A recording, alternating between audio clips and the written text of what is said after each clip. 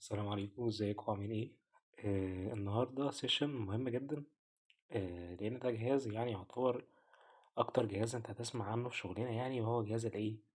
جهاز الإنبادي. تمام. في أشكال منه كتير، ده أحد أشكاله يعني. في نوع تاني اسمه البادي كودر، ده برضو بيستخدموه كتير، ولكن ده يعتبر أكتر نوع أكيوريت. هو الايه؟ الإنبادي 570، وفي الإنبادي كمان 220، دول من أكتر الحاجات الأكيوريت يعني. تمام. طيب، خلينا نفتكر سوا حاجة كده. فاكرين في أول سيشن خالص لما كنا بنتكلم على حاجة اسمها الأسسمنت؟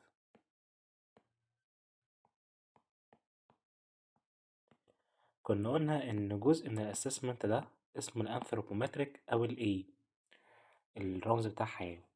الأنثروبومتريك دي كان بتبقى القياسات اللي أنا محتاجها واللي هقدر أتابع بيها الحالة وأقيمها، وكمان بعد ما أعمل لها الدايت بلان أقدر أتابع بقى، أشوف الدايت بلان اللي أنا عملته ده النتائج بتاعته جت كويسة ولا لأ، هل في نتائج بعد فترة، النتائج دي مرضية ليا ولا لأ، مرضية للكلاينت ولا لأ.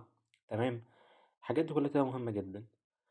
طيب، من أكتر الحاجات المهمة في حتة الأنثروبومتريك دي هو الإمبادي.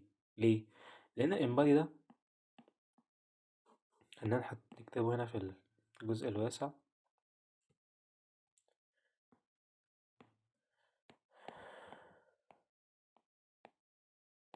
هيعرفني حاجات كتير قوي. هيعرف لي مثلا وزنك، كويس. هيعرفني نسبة الووتر اللي عندك، كمية المية اللي عندك قد ايه. هيعرفني مثلا المصل اللي عندك قد ايه، عندك قد ايه عضلات. هيعرفني الفاتس اللي عندك قد ايه، نسبة الفاتس اللي في جسمك، الدهون. هيعرف لي كمان الفيسرال فات مثلا، كويس، اللي هي الدهون اللي بتبقى بنسميها دهون البطن أو الدهون الحشوية. تمام. بيعرفني ايه كمان؟ بيعرفني المقاسات. وزي ما احنا كنا قلنا في السيشن بتاعة الأنثروبومتريك إن جزء المقاسات ده مهم جدا. تمام. لأن انت ممكن تتابع الحالة من المقاسات، وممكن تتابعها من ايه؟ من الوزن بتاعها ونسبة المصل والفات وكده. فهو كمان بيجيب لك المقاسات، بيجيب لك بقى محيط البطن، محيط الدراع، محيط الفخذ، الحاجات دي كلها الانبادي ايه بيعرفها لك كويس. وفي الانبادي الكويس شوية أو الايه المتطور شوية، بيجيب لك التوزيعة بتاعة الحاجات دي.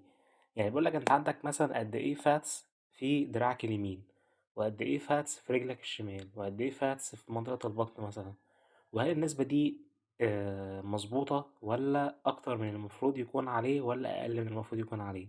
حلو. كل ده بنشوف فين؟ في جزء الايه؟ الانبادي. خلينا نشوف بقى كده الانبادي، ونشوف أصلا فكرة عمله ايه و...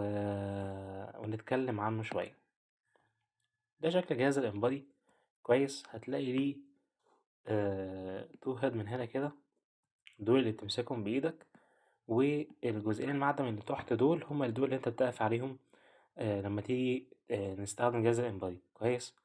طيب، في شوية بيسيكويشنز كده أو شوية احتياطات لازم تكون واخد بالك منها، أو تكون عاملها قبل ما تعمل قبل ما نطلع على جهاز الانبادي. أول حاجة لازم تكون صايم أقل حاجة 4 ساعات. ما ينفعش تكون واكل قبل الانبادي أو شارب ب4 ساعات. تمام. تاني حاجة، ممنوع أي حاجة معدن.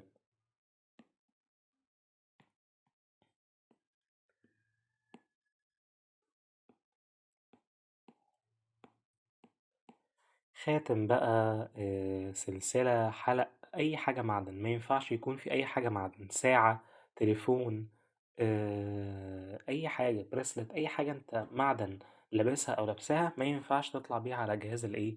جهاز الإنبادي. تمام. حاجة كمان، ودي اللي كتير مياخدوش بالهم منها، إن ما ينفعش تكون لابس حاجة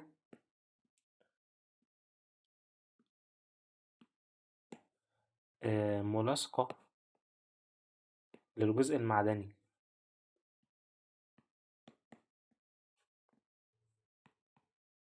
يعني ما ينفعش مثلا تبقى لابس جوانتي، ما ينفعش تلبس شراب، حلو. ليه؟ الجوانتي ده بيكون في ايدك فهيكون ملامس للهيد اللي انت ماسكها، والشراب هيكون في رجلك فهيكون ملامس برضو للجزء المعدني اللي ايه اللي تحت. يبقى في شوية احتياطات كده هناخدها.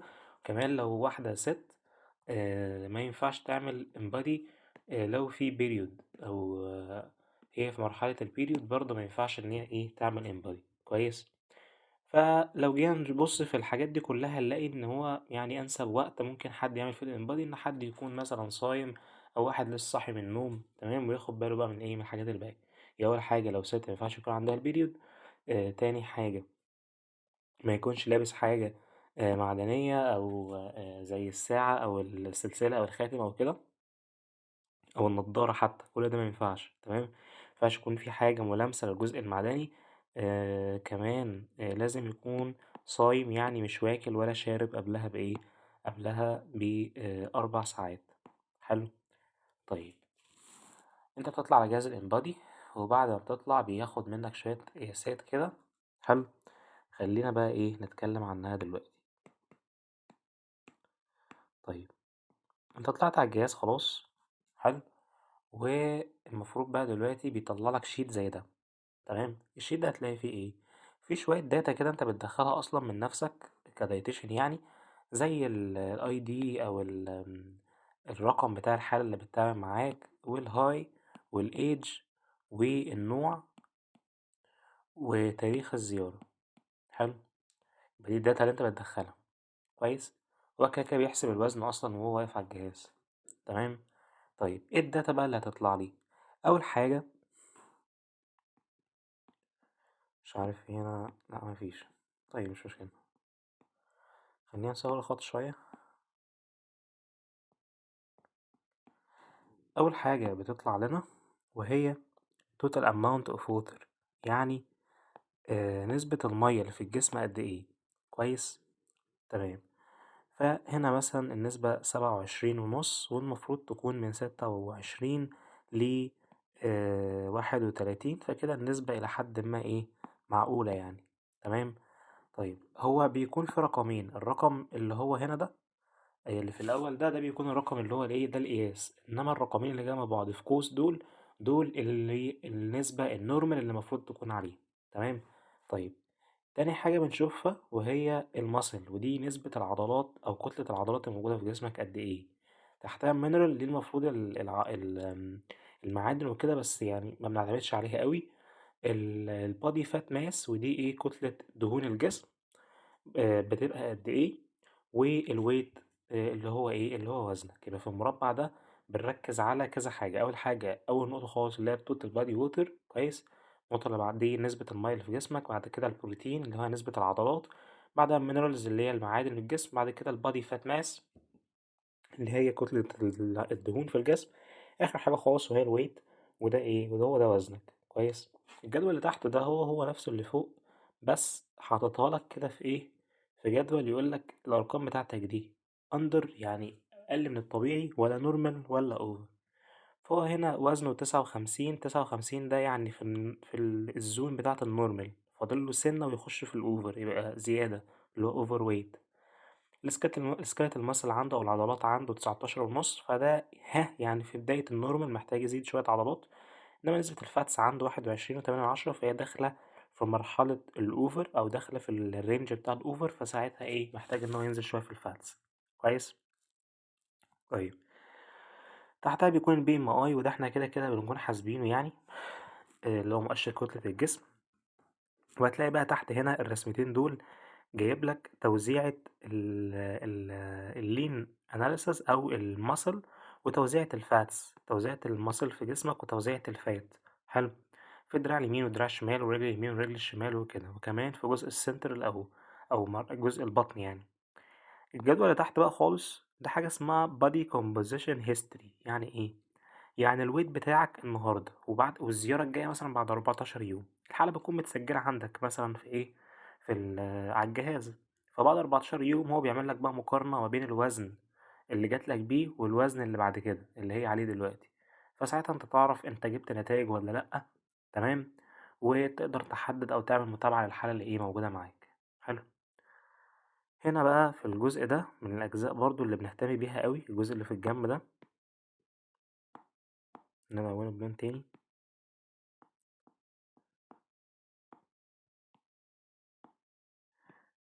الجزء ده مهم جدا لأن ده برضو اللي فيه القياسات.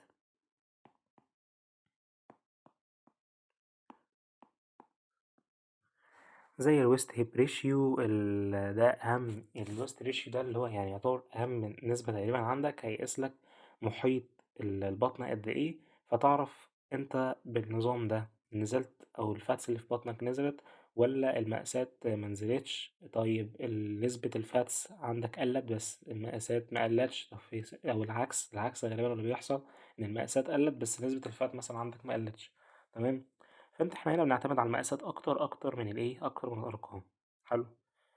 بس هو ده يعتبر كل ما انت محتاجه في جهاز الانبادي. في كده سكور فوق اسمه الانبادي سكور، ده بيقول لك السكور بتاعك من 100 قد ايه او تقييمك كام في المية. تمام.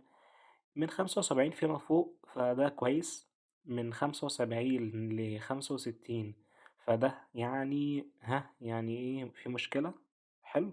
65 لتحت بقى لا، فده في مشكلة كبيرة. تمام. السكور اللي هنا ده. تمام. ده زي تقييم ليك كده.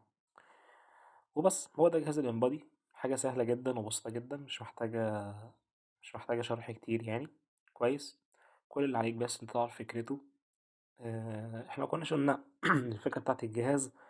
فكرة ان الاجزاء المعدنية دي تطلع ويفز، الويفز دي بتخش جوه الجسم فبتعدي بسرعات مختلفة. يعني ايه؟ يعني سرعة الويفز دي جوه الفاتس غير سرعتها جوه المصل غير سرعتها جوه الووتر. فالجسم بياخد بقى الداتا اللي هو طلعها دي ويقول لك هو في قد ايه فات، في قد ايه بروتين، في قد ايه ميه، وهكذا. تمام. وبس اتمنى تكون السيشن النهارده كانت كويسه. حلو. احنا كده خلصنا يعني الحمد لله اجزاء كتير. خلصنا الاسسمنت. آه خلصنا الاسسمنت كله.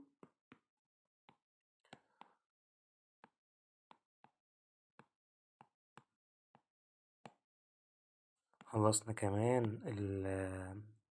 الكالوري كالكوليشن او الحسابات بتاعة الطاقة. تمام. خلصنا الانبادي. باقي بس ان احنا نحط الايه الدايت بلان والاكستشينج ليست.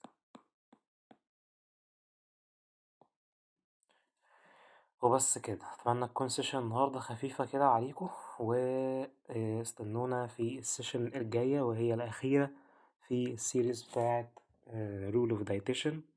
وبس كل سنة وانتم طيبين. كان معاكم دايتيشن يوسف هشام، ومع السلامة.